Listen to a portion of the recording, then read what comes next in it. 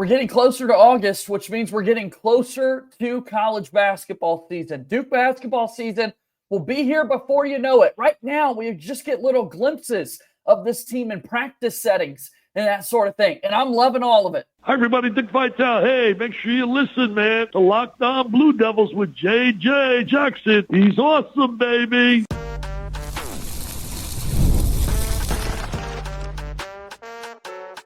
You are Locked On Blue Devils, your daily podcast on the Duke Blue Devils. Part of the Locked On Podcast Network, your team every day. Hello, everybody. Welcome into another episode of the Locked On Blue Devils podcast. My name is J.J. Jackson. It's so great to have you here with us today on Wednesday, July 30th, 2025. Locked On Blue Devils is your one-stop shop where we discuss everything going on inside the life of Duke athletics. On today's show, we're going to continue to talk about Duke basketball and the offseason workouts that we have seen. We'll dive in once again to some of the scrimmage footage that we've seen here recently from Duke and talk about what we see, what the takeaways are from that as Josh Cox stops by for a weekly visit with us. A little bit later in the program, Duke football has officially started fall camp. We'll talk about the excitement around the program and so much more. If you have not done so already, please be sure to follow and subscribe to Locked On Blue Devils for free, wherever it is that you get your podcasts. Be sure to leave us a 5-star rating and written review. Go ahead and like this video if you can. Share it with your friends as you watch it on YouTube. And most importantly, subscribe to our YouTube channel. Locked On Blue Devils is there for you each and every day. And we're trying to get closer and closer to 4,000 subscribers on YouTube. And can't wait to celebrate that milestone with all of you guys. Shout out to all of those everydayers out there that make us a part of your routine each and every day. It means the world to me that you do things like that. So without further ado, here he is, my good friend, your good friend, Josh Cox, back with us. Great to see Josh last week in person in Charlotte at ACC kickoff. Now we're back talking ball, man, and I'm glad to have you here today. Yeah, man, great to see you again, JJ. Had a great time in Charlotte. Got to break some bread and hang out a little bit there, and so it's good to be back on the pod with you today, man.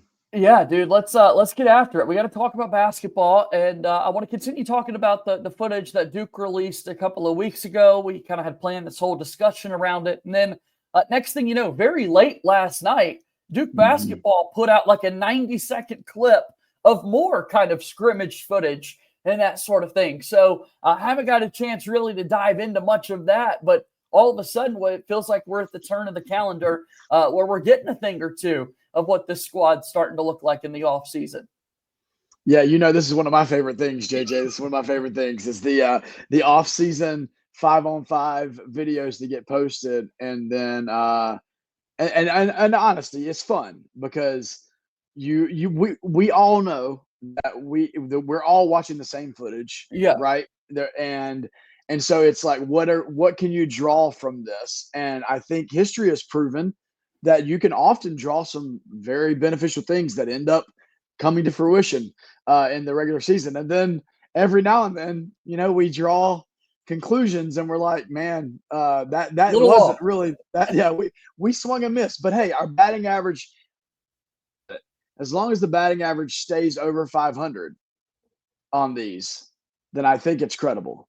Yeah. I mean, and we're up front with it. I've got overreacting on the screen here for people to see, right? But to your point, I'd much rather have this than nothing at all and just try to kind of speculate what it looks like, or they only gave us some pictures of these guys wearing their practice jerseys. That does nothing for anybody. So I'm really glad that we have that. I'm glad now also as we get further along, it feels like everybody's involved now with the Duke basketball team. And I say that meaning, you had the offseason injuries and surgeries that someone like Pat Gongba and Malik Brown were kind of dealing with and going through.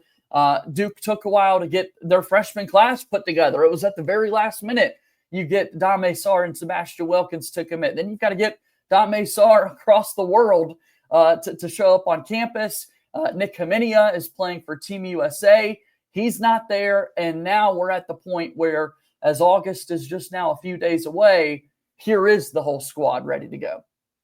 Yeah, for sure. I mean, it's as you said, it's something. It's something, and I appreciate them putting it out. And And I do think there are certain things that we're going to be able to pull from that. But you're right, like not having the guys in town. I know the restrictions on like what they can and can't do are different now. There used to be more restrictions. I know that they have a little bit more flexibility and freedom with these guys in the offseason now. But there's something to be said about playing together. There's something to be said about just getting up and down the court with guys. And I think that was a big theme. Not that we're going to always refer back to last season, but that was a big thing going into last season. If you remember, John Shire mentioned like we did a ton more teamwork than individual work during the offseason. And I think it ended up boding well for last year's team. And so I think, we're not diving in completely yet, but that's one of the takeaways from the clips that I've seen. And of course, they're not going to show you the turnovers, and they're not going to show you the bricks, and they're not going to show you all that stuff. But from what we're seeing, looks like more of the same this offseason. Yeah, I was going back and kind of watching it again because I can get excited. I'm very optimistic. It's well known on the show. I have certain guys on the team that I have an affinity for, and sometimes it's the ones that don't always get the biggest spotlights and whatnot. But it dawned on me, Josh, that if you're sitting there watching this on YouTube, Duke does use the word highlights in the title of the video. Yep. Yeah. It's even labeled. They're not trying to lie. They're like, hey, we probably missed a bunch of shots in practice. We're not showing you those. We're showing you the good things, for sure. And I hadn't really noticed that before, but when I just saw that word staring at me, I was like, yeah, all right. Well, it's like whenever clips are shown of Duke football, it's like, oh, sweet, an interception by Chandler Rivers. And you're like, oh, wait, did the receiver not run that route properly, or did Darian not throw the ball properly? You know what I mean? It's like, yes, an interception. And like this one, I know we'll get into this. It's like, yes, Isaiah Evans got the steal and the breakaway dunk. Who threw the pass or who did not come get the ball properly? You know what I mean? So it's like, it doesn't really matter. And then it's like, oh, so-and-so hit a three. Well, who didn't rotate and get out there on the shooter? So, that's the fun part about this stuff. It's like trying to look into it and dig into it a little bit deeper. And it's all fun. Dude, and we're digging because here's the other thing we've got for the first time ever. They're practice guys that are in this video that I got no clue who they are, Yep. And so unidentified practice players make up some of the content here for Duke. And I know people kind of gave me a hard time for labeling them as such. I would love to give whoever these people are a shout out. I've done all the digging. I've tried to find managers. I've searched through Instagrams. If anybody knows, let me know so we can give them some love for the hard work. That's big, getting our guys ready for the season. So no doubt. No doubt. And I mean, and look, not even the unidentified players, but I mean, for many Duke fans, it's the fact that these rosters completely change over every year now, and it's relatively new, and so it's like, get to know your team all over again. And it is unique in the sense it's not that way in the NBA, even though there's free agency. It's not as dramatic and drastic as it is in college athletics right now. And so, such is life. It's like, hey, we know, the Darren Harrises, the Caleb Fosters, the Patrick Gongmas of the world, Malik Browns, and whatever, which has been great for Duke. But there's a whole lot of new guys. And then also it should remind those that follow Duke and are Duke fans to appreciate the retention that John Shire and the staff has shown, because there are programs in this country who did a complete every scholarship roster spot turnover from last season into the season. Glad that's not Duke. Glad we've got some guys that we know, and then the big recruiting class coming in and a couple of new additions. So let's get set to talk about that. We've got a lot to dive into, and we'll begin to do that after this break here today.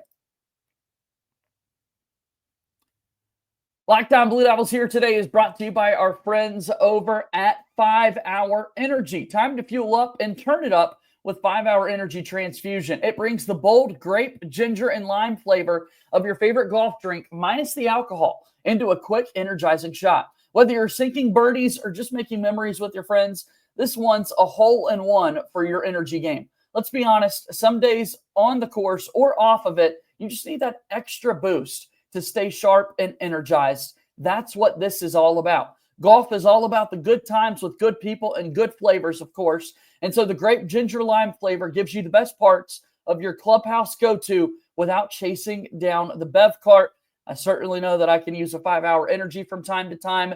It's the thing to do. If you go to 5hourenergy.com today, that is the number 5hourenergy.com, you can use our promo code LOCKEDONGOLF for 20% off your order. Promo code LOCKEDONGOLF. This offer is only valid until September 30th on one order and cannot be used with other promotions. The code is not good on subscription orders. Whether you're meeting up with friends or trying to turn 18 holes into 36, get the energizing boost you need to power through. Order transfusion-flavored 5-Hour Energy shots today. 5-Hour Energy is a proud sponsor of Locked On Blue Devils. Okay, our pal Josh Cox hanging out with us today on the program, talking about Duke basketball and some of the content that we've been able to get as of late from the squad. So, Josh, I want to dive into that with you here. And as we take a look again, I'll put the numbers up on the screen for folks from what we've seen so far. 11 from Darren Harris. He scored in the video that Duke put out there. Cam Boozer finished with 10 on a pair of three-pointers and a couple of buckets. Caleb Foster had 7. Dame Sarr had 7. Isaiah Evans and Sebastian Wilkins with 5. Gongbo with 4. Caden and Nick Kaminia, and then the practice guy all knocked down a three-point shot as well. Any big takeaways or anything you notice here? I mean, if this is overreaction, you know what I mean? If this is what this is about, then, I do think it's significant that a guy who is returning this season, that there was just too much talent on last year's roster as a true freshman for him to get adequate minutes. That's Darren Harris. And Darren Harris is obviously cool, calm, and collected, but don't let that fool you, right? Like, he's a baller, man. He can shoot the ball. I think he's bigger too than what people really think he is. Like, he's stockier than what maybe people think he is. And so, like, I love that. I think Darren needs the reps and he just needs the opportunity because he's got the skill set. And so that is definitely my overreaction to that. And then this is not an overreaction, I don't believe.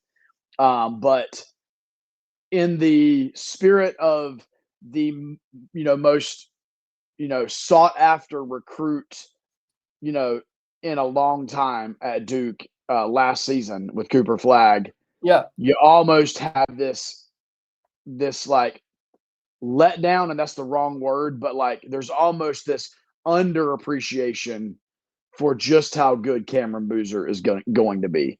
And look, he's going to be a stud.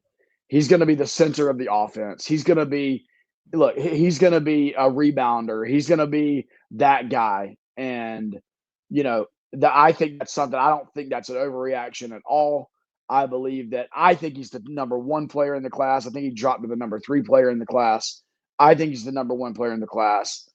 He's a bruiser that can shoot the ball from the outside, and also the offense can run through him at the top of the key. So anyway, those are my first 2 going right off the top with the top 2 scores. From the scrimmage. What else do you need from what's set to be your premier player in Cam Boozer? I think I talked about this a little bit yesterday on the show with Kevin, and certainly still feel this way.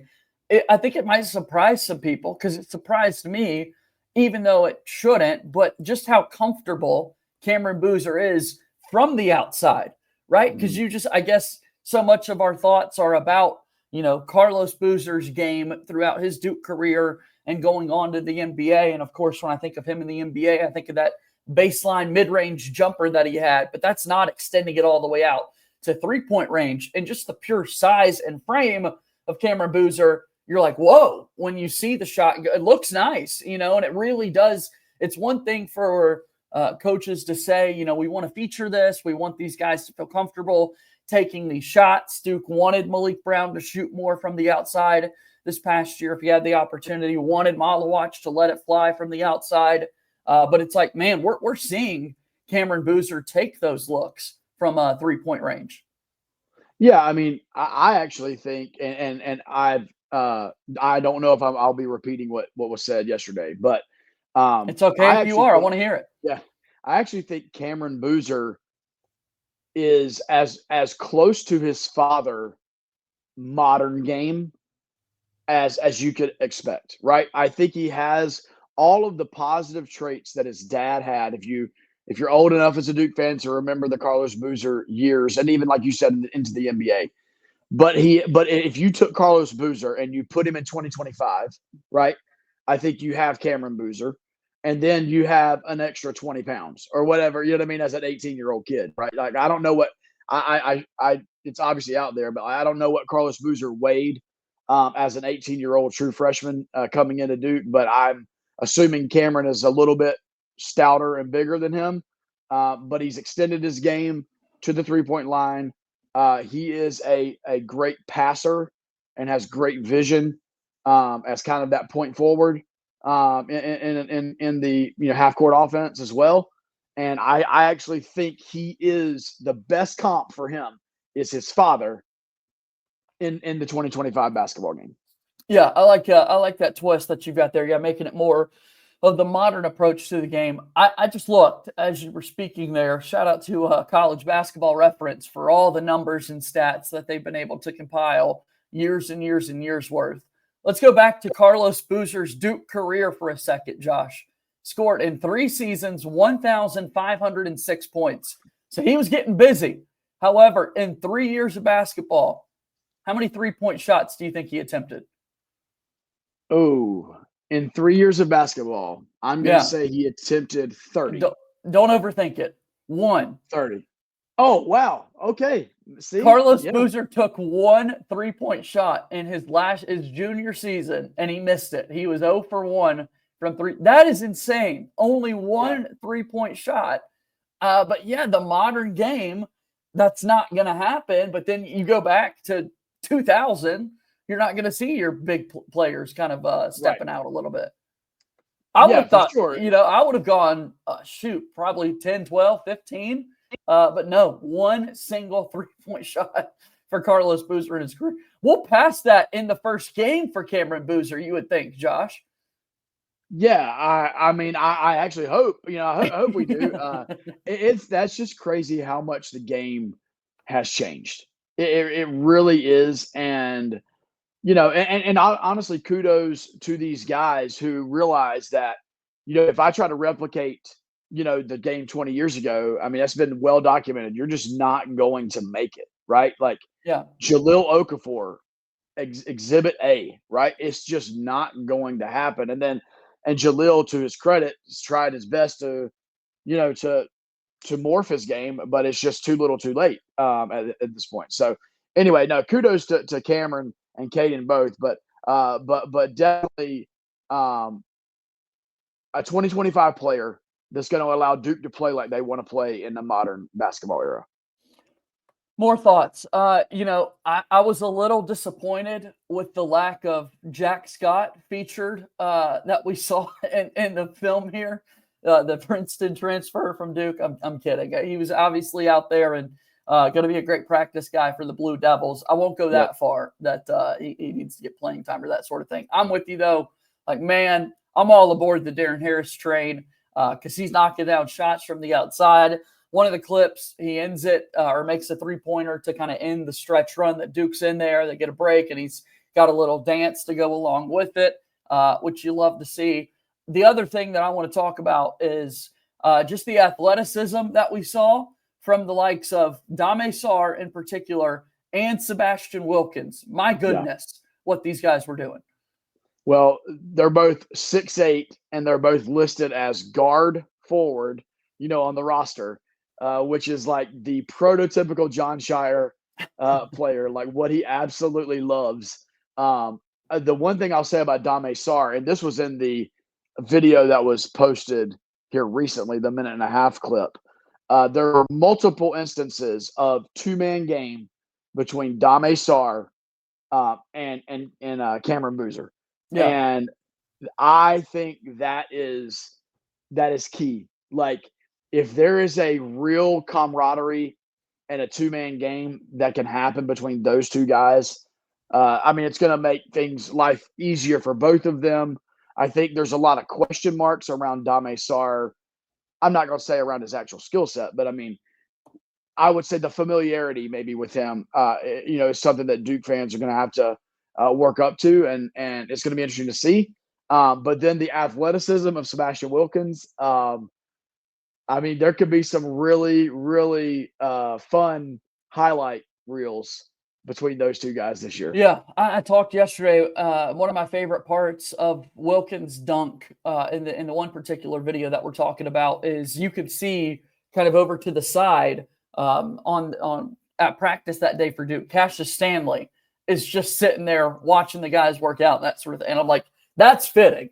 Watching this guy live life above the rim while Cassius Stanley sits there and watches along. Like, man, that's if Cassius Stanley was around in the NIL era, likely would have come back and played at Duke for another year beyond his freshman season. And we were robbed of that in a way, man, because that's another guy that I'm like, whew, I would have loved to see him wear that Duke uniform a little bit longer.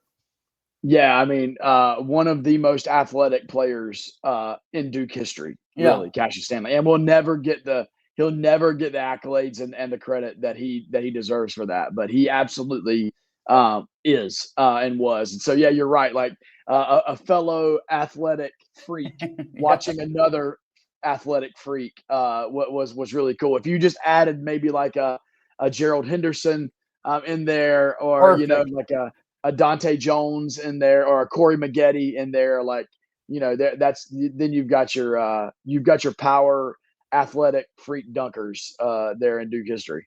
Which sign us up for that. That's what we're all about here. All right, we'll take our final time out here on the show today. When we come back, want to pivot just a little bit. Fall camp has opened up for the Duke football team. Some thoughts there as Locked On Blue Devils continues here in a moment.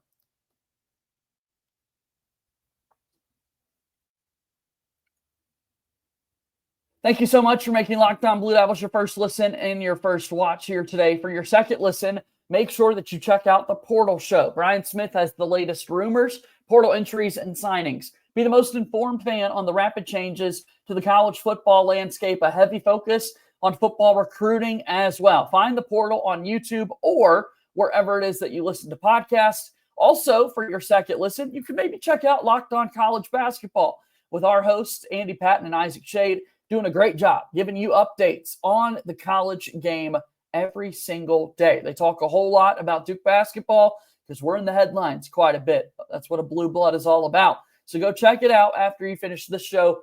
Also be sure to follow and subscribe to Locked On Blue Devils for free wherever it is that you get your podcast if you haven't done that already. Appreciate all the support that you guys give us. All right, as we start to wrap up our program here today, Josh Cox riding shotgun with me today on the program. We've got Duke football now in fall camp. They were at ACC kickoff last week, and here we go. Really quick kind of turnaround. Season's getting going. Some other teams aren't starting camp until today or maybe down the line to end the week. Duke, of course, is going to play on Thursday of opening week, so got to get going a bit early. But here we are, man. It's arrived.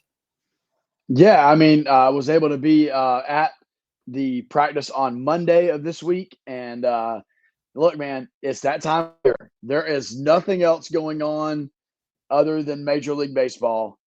It is preseason NFL meaningless games are beginning, but it's that time of year. It's way too hot outside, and camp is here. And so, interesting and really cool for Duke to see all the guys who were not able to make it here, whether they be part of the freshman recruiting class who were not able to be here for spring, or some of the transfers that had to finish up, some classes and whatnot at their other school previously. But it was great to see the whole squad, out there for the first day of practice, and got to see a couple of really solid highlight reels from some usual suspects at that practice for sure. Yeah, Chandler Rivers being one of them. I mean, there's a reason you brought it up a little bit earlier. I'm excited to see what he can do, kind of spearheading and leading that Duke defense. You've got Terry Moore in the back as well.